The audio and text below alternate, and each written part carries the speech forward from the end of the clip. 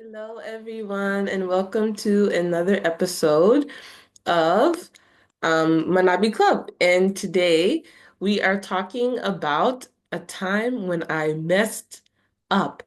I made a mistake. I know. Horrible, horrible. So, yes, welcome back to Manabi Club podcast, your place for learning language and life together. Today, we're diving into the idea of being your authentic self and letting go of perfection. And of course, we're going to learn some helpful vocabulary and practice grammar along the way. Okay? So, our vocabulary of the day is or are these three words. For number one, identity. Identity. Identity is who you are, including your values, your beliefs, your personality. Okay? We can use identity in a sentence like this. Traveling helped her understand her true identity. Traveling helped her understand herself. Number two, perfection. So, 완벽주의, 주의, perfection. The state of being perfect without any flaws or mistakes. For example, chasing perfection.追い求める. Chasing perfection can sometimes stop you from even getting started.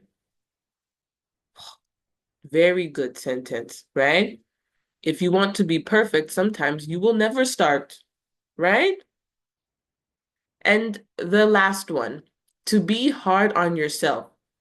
自分に厳しい。自分に対して厳しくする。厳しい。Okay?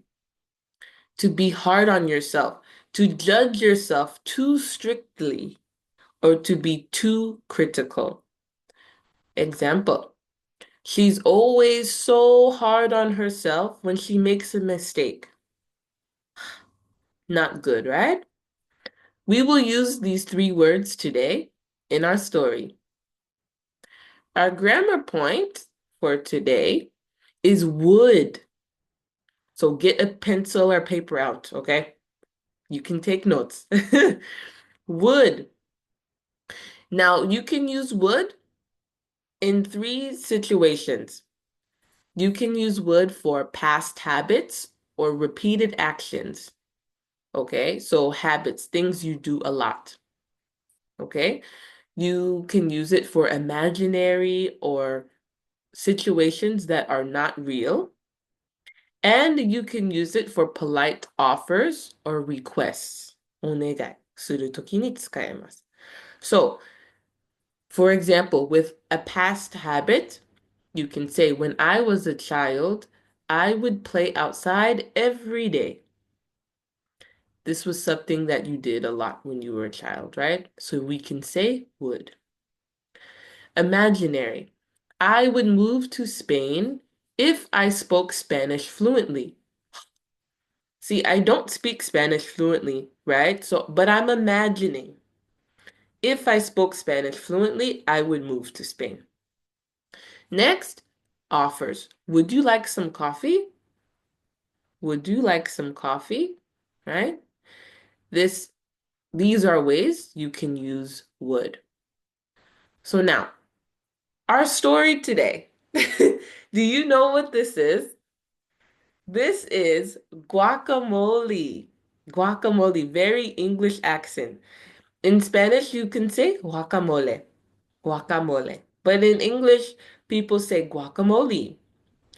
It is a very nice appetizer from Mexico. It's so good. It has tomatoes, lime, salt, sometimes jalapenos, and avocado. People put other things in it, of course, um, but that is my recipe. I love guacamole. This is what our story is about today. Okay. Let's get started. When I was living in a share house, we would often have big parties. Everyone would bring their own food, and I decided that I would make guacamole. I had this idea in my head that it would be perfect. I wanted it to be the best guacamole anyone had ever tasted. I even watched videos and wrote down the recipe. But something went wrong. I was in such a rush to make it look perfect that I didn't taste it before bringing it out. When I finally tried it, I realized it was too salty. I'm talking ocean water salty. Okay, it was very salty. I panicked. I thought everyone is going to hate this.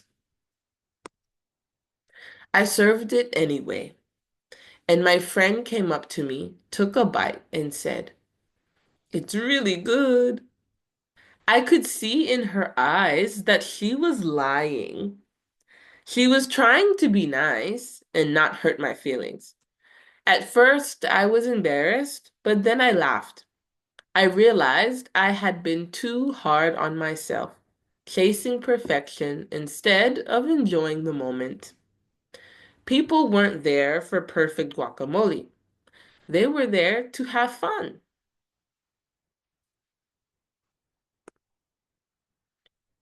Okay, so did you listen? Could you hear the story?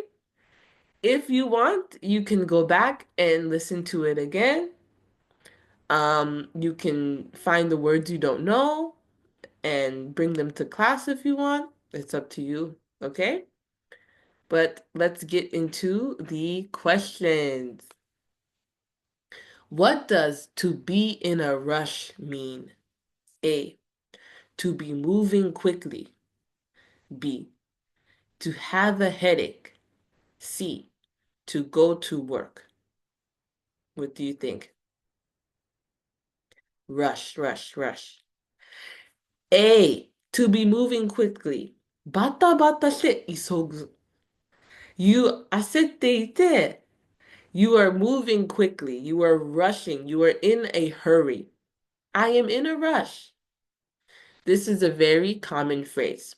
Okay? Write it down. Number 2. Where is guacamole from? A, Australia. B, Mexico. Or C, Turkey. Did you hear me earlier? Yes. B, it's from Mexico. Great job. Last question. Everyone would bring their own food.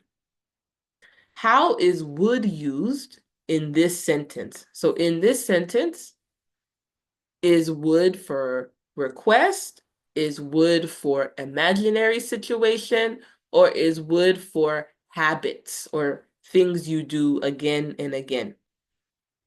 Everyone would bring their own food.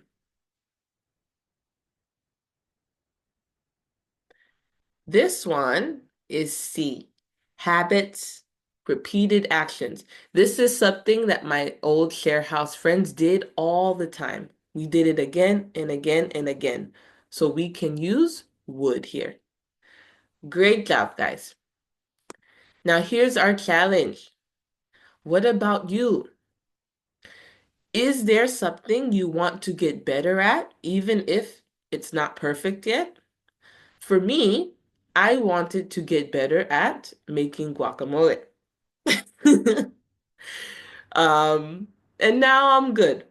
But what about you? What do you want to improve? What do you want to get better at? You can write your answer in the comments, and I will look at them and help you with your English. If you have any questions about the story also, you can bring it to class and we can review together, okay?